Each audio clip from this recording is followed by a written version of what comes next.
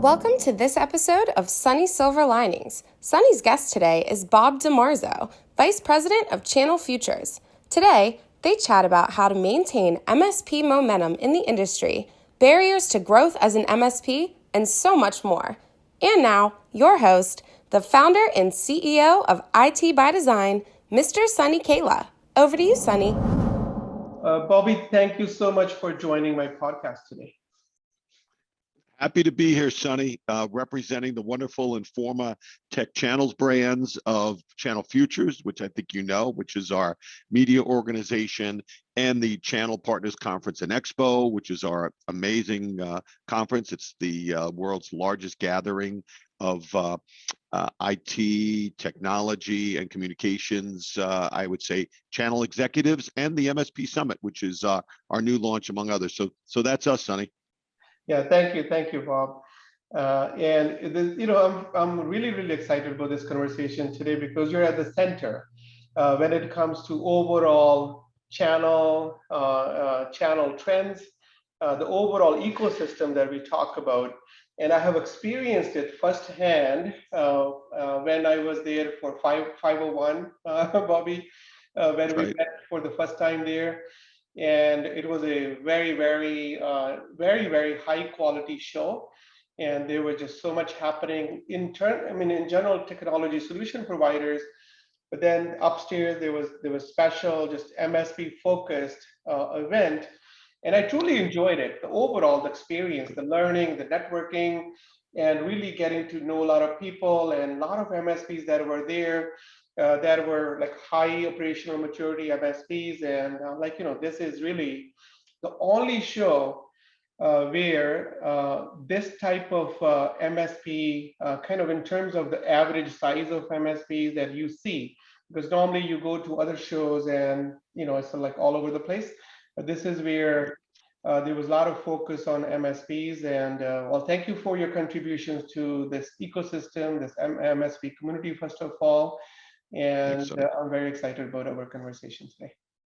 Hey, Sunny, first of all, I'll say you're welcome. Second of all, I think you're at the center of the channel these days. I'm flattered that you say that about me. Now, thanks, Sunny. You mentioned MSP being a very vibrant community right now. And we know that how much money is coming in with all these private equity companies, their interest in the channel. And then overall, with this COVID disruption, digitization. So in terms of where small businesses or some industries that MSPs serve their end customer, their resistance to technology transformation or being digital or being cloud friendly. Now that resistance is not there because COVID required them to go, use cloud, use technology, because everyone had to work remotely in many situations. So that increased the demand for project work, for overall managed services work for MSPs, right? Because of that, and there's just so much money coming in, this is really exciting time for MSPs. How can we maintain that momentum, Bobby? Yeah, Sunny, let's unpack what you said, because it was a lot, right? Let's start with number one. And, I was often, I would say, I won't say jealous, Sunny, but certainly I respected the position that you guys developed, because IT by Design certainly being the right place at the right time. And I was really happy when I joined the Channel Futures team that their name was Channel Futures, right? Because I think it was, we're at really a moment where people are focused on the future of the channel, and the future of the channel has never been better, particularly the MSP portion, as you mentioned. And part of that has been the incredible focus that the private equity community has put onto the MSPs, right? In terms of their valuations in the market, the hard work that those companies have done to bolster their profits, to grow. And you mentioned momentum, which we'll get to in a minute, but let's level set that, right? There's these hundreds of thousands of MSPs in the market. There's young people coming in, building businesses.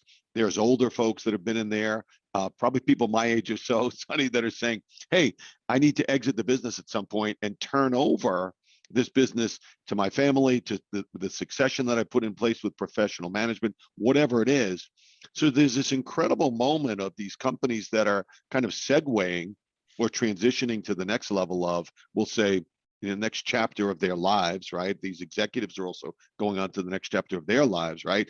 And then there's this incredible groundswell of companies that are coming into the market because let's face it, the next generation doesn't necessarily want to work for a large company. They're entrepreneurial, they want to build their own business. So some of them might say, hey, I want to work for a, we'll say a Fortune 500 company. But a lot of them, maybe including, the age that our kids are at, are saying, hey, I want to find my own way in the world, and maybe building a business that focuses on managed services or service or technology delivery to small, medium, and large businesses, something I'd like to do, right? It's kind of exciting, and they have this incredible moment. So we really are at a point where there is a tremendous focus on the future of the channel. And a lot of that is being fueled, right? This future is being fueled by the enormous amount of private equity that's coming to the market. So, on the Channel Futures website, almost every day, we're reporting and analyzing, another MSP that has gotten an equity infusion, that has been purchased, that has merged, that has a game plan to expand, either regionally or from a product standpoint, or from a services standpoint into a new market, whether that's geographically or from a technology standpoint. So it's an incredible time to be in the MSP and the IT space. And let me tell you, Sonny, what's interesting is that this is being played out on the communications channel as well, right? So the agent market, these direct sellers, as I said earlier, of communications services that have, that are helping their customers sustain their new business models, are going through the same thing. People are gobbling up those businesses, right? So it's kind of these two parallel channels that are taking, that are experiencing the same thing in the market. Incredible time to witness this. I mean, last year we saw, the folks at Upstack, Chris Trapp's organization, raise $100 million, right? They announced that at our event. And at the same time, you saw incredible amounts of private equity money rolling into the MSP space. In fact, at our event, there were all these private equity companies that were holding meetings and sitting with partners talking about their valuations, right? Their willingness to sell a percentage of their company or maybe all of their company, or talk about roll-ups. So this is really, I would say, I won't say it's distracted, probably because it's a good distraction, right? But this has really been the focus in the MSP as well as the agent space in terms of the biggest trend over the past year, is just this incredible influx of dollars. And we'll talk about momentum in a second, but I think everybody's got to realize that this is that moment where you need to decide what you want to do with the business, right? And how to get the most out of your organization from a valuation standpoint. We'll talk about those things, throughout this recording. But I think, Sonny, you said it right.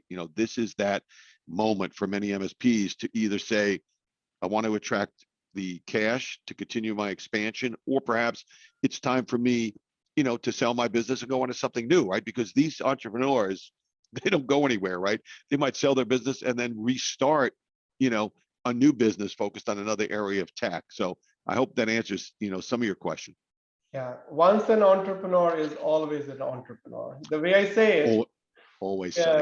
And Bobby, that once you start your business and you're an entrepreneur for a few years and you're successful, you you are not eligible for employment anymore, because even if you start working somewhere, you're going to get fired, because now the mindsets that you have developed, behaviors that you developed as an entrepreneur, you are unemployable anymore. Yes. So you got to do something. You have got to create your own freedoms by creating your own products and own job. So you're right with the But Sonny, those traits that make them, that make those entrepreneurs so amazing in terms of building their business, right? They can't be sort of fenced in by maybe the rules and regulations or the bureaucracy of larger organizations. They're always looking to do it their way or do it differently for the sake of growth and the sake of expansion. So I think you said it right. The only place that makes them employable is that their organizations, and certainly their employees and their investors owe them a lot, because they're tireless workers in that regard, right? And it's interesting. I call some of those individuals accidental business people, right? Because they had a great idea for a technology solution. They Yeah. worked so passionately to bring that to market, and then their customer is hooked onto it, whether it's in security or whether it's in cloud or, whether it's some remote, monitoring and management solution. But that's where they focus. Now, all of a sudden, they've got a business that grew up around them. Okay, now what do I do, right? So it goes to your point about what do I do in terms of that business maturing as a leader and then maintaining the momentum that they built. But yeah, Sonny, you said it so well. Yeah, and sort of why you start as a business or as an entrepreneur, yes, incidental entrepreneurship is there, but once you start that entrepreneurship, it comes down to freedoms, right? That you want freedom of time, purpose, money, relationships, and now with this type of opportunity in the channel, Bobby, entrepreneurs, MSP entrepreneurs, they can expand their freedoms because there's just so much opportunity. There's just so much opportunity, right? So let's talk about the barrier this year. So if there's Sure. that much money coming in, you have a lot more choices to make and create your kind of bigger freedoms. Now, what is your biggest barrier to growth as MSP? Yeah, I mean, I think that it's not going to shock anybody to hear this, Sonny, and we live it every day, even in our roles as managers, right, and leaders of our organizations. But the biggest barrier has been talent, right, and acquiring talent, right. I'd say that's number one. So we'll talk about that in a minute, and then I think the other barrier, Sonny, which you and I see because we know and love these MSPs, is them letting go in terms of parts of the business that they love, right? And Mhm. truly growing into a CEO or a leadership position, because I see so many of them that have been, we'll say, in the minutia of the business, right? Focused on the details. Now they've got to let go and rise up because now they've got an organization that they built. Doesn't matter whether it's 2 employees or 20 employees or 50, right? They've Mhm. got to say, hey, I've got to let go of the marketing. I've got to let go of the sales. I've got to let go of the operations piece and focus on what's important. Well, let's jump into the first one. And I do think what we hear time and time again, and, Channel Futures through our MSP 501 survey, as well as the MSP quarterly survey that we conduct, number one issue that these organizations are facing is the acquisition, not only the acquisition, but the nurturing of talent, the growth of talent, right, and the retention of that talent on their team, because there's so many areas of competition, large vendors, emerging vendors, small companies that promise people, hey, join us and you'll get a piece of the equity that we've got when we go public, right? And that certainly is attractive and luring, for those types of employees going out on their own. And then the other piece of it, Sonny, where there's competition is there's so many businesses today that are technology based, right? So you might be competing against, basically a potential customer, right, or a consumer products organization that has just so much of a need for technology talent that they're out there. So I think that's the big issue, right, that those organizations face, or those leaders face. And I think the second piece, which I know you want to talk about, and we'll get some of your insight too, because you're an esteemed leader in this industry too, Sonny, is letting go and not micromanaging and growing into the leader that you can be, right? Or making sure that your organization has that leader that could take it forward. I think those are the two biggest struggles. Look, there's a lot of choices in terms of the products and the partnerships. There's a lot of choices in the customer segments. But if you look at talent and you look at the role of that leader in terms of letting go and just leading his organization forward and focused on the strategic areas, I think those are the two of the biggest issues that MSPs face today. And as you said earlier, there's no lack of financing out there, right? So that raising of capital, if you've got a good sound organization, shouldn't be an inhibitor these days. Yeah, no, I think so. Talent is the main barrier, and especially with this type of unemployment rate and what's happening with just so much. Any MSP that I talk to, they're like, Sunny, I have just so much business coming my way, and I'm not getting enough people to deliver on that business. And I hope there are a lot of like talent tracks, like culture, hiring, training at your upcoming Channel Futures conference, Yep. because that's something that's really an issue. But the other thing that like my perspective on like people where they have done this their way and letting go, right? So it's the hardest thing for engineers. I was Yep. a system admin before starting my business, and I started my business, Bobby, in 2003. Up to 2008, we were just like a 10 people company. And why we were 10 people? Because I thought I am the best exchange migration guy. I am the Yep. best, Active Directory person. I am the best person to configure all the sonic walls out there. So I was doing it more very hands-on, and majority of my typical week time was allocated to that type of work, right? So just doing it myself. And Right. while I had few techs, but I was not letting it go. I was doing things more like tech work. And the moment I shifted my thinking from rather than saying, okay, how can I do this migration the best way, rather than kind of trusting my team member to do it, as soon as I shifted it from how to do it to who can do this for me, who is the best talent position to do this for me, and I need to start spending time to find my team members that can do those things for me. I mean, the business started growing really fast. So that leadership style shift from me doing it to who can do it for me, and let me spend time on either finding them or developing people from within, cultivating Right. that talent. That's where the growth really, now we're 600 plus people company. As I Amazing. started becoming more intentional and practicing that habit, that principle, and now business growth happens. So you're right. Noticing this brand, and then if your strategy is to buy or your strategy is to sell, what you're doing now with the getting yourself involved with Channel Futures type of 501 gala or other opportunities there. So one, your team's morale goes up because they see that we are a winning team.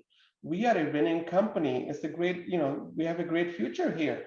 Then Yep. other investors, to people where they want to do more, like from merger side, they want to roll up to you. They know that okay, this company is great and have a great future. If they combine that one and one, they can make it 11.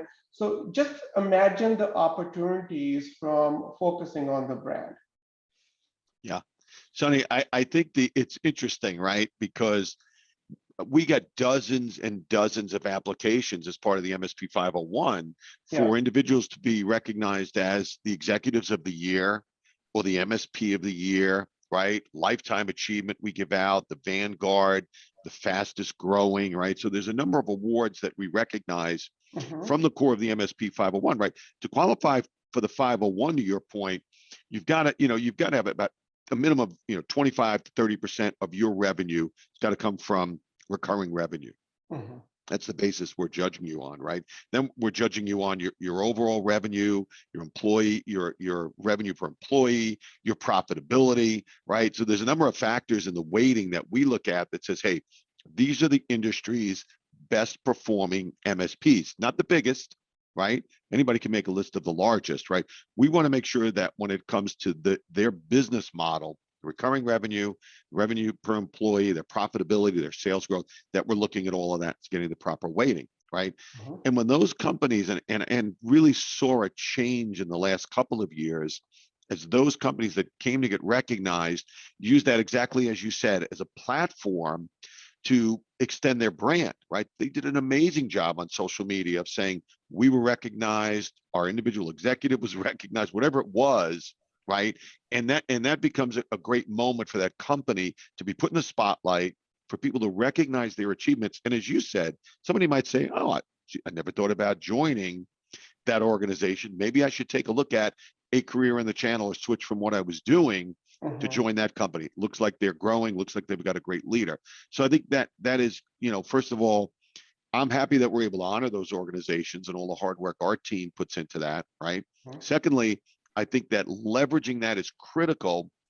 Didn't come natural to a lot of the MSPs in the past, right? Of sort of turning their own brand, but it seems much more natural today, and it seems to be a part of their go to market. I would, any managed service provider listening today, and I know some still question the value of, say, LinkedIn or Twitter or social platforms. That is, that is the greatest platform that you could leverage, right? To amplify your brand, right? To show the market, particularly customers and partners, what you guys do, how you differentiated your IP, and what puts you ahead of your competitors. So, and Sonny, you said it well. It serves two purposes. The investors out there certainly looking at those lists, saying, okay, are these companies we should be backing, right? And talking to the ownership. There's not that conversation never hurts. And the other side of it, as customers are looking and doing their search, they might be looking for a cloud specialist, a communication specialist, a UCAS specialist, whatever offering, name all the technologies, right? Now all of a sudden you're saying, geez, I found these guys here. I should take a look at them, right? So that enhanced value that those platforms give you because of the recognition, it's money in the bank, Sonny, right? It's not costing you anything to promote your brand, but besides some time, and well worth it. Yeah, no, absolutely. And Bobby, can you share like dates to apply for 501? I mean, do you have some understanding in terms of if I'm MSP, I want to apply for 501 or I want to be involved with the channel futures? Yeah, just What are go to Sonny, thanks for the commercial. Go to channelfutures.com right now. Apply. We've got a number of applications that have already come in. We're promoting it heavily. We are also leveraging our great vendor partners and those in distribution, to disseminate the survey. We will get thousands of applications, right, just for 501 candidates, right? So it makes our lives really, really tough. But I would encourage everybody that's listening to this, because the clock is ticking, and we'll be giving out those 501 awards later in the fall. We'll be at our September event, September 12th to 14th in Orlando. We'll have the MSP Summit. The 501 Gala will be there. So yeah, we're here talking now. You can go right onto my website and apply. And if you have any questions, I think most people can find me either on LinkedIn or know how to get to me, Sonny. So I encourage them to reach out. And our editor, Allison Francis, oversees the 501, does an amazing job with it. And you could reach out to her too for more information. Thank you, Bobby. Thank you so much for coming to my podcast and sharing very valuable insights with my audience, my peers, and I truly appreciate your time. Thank you so much. Sonny, it was a pleasure being here. Thanks. You run a great organization. You have a great following, and anything I could do for you, you just call and I'll be here. Thank you, my friend.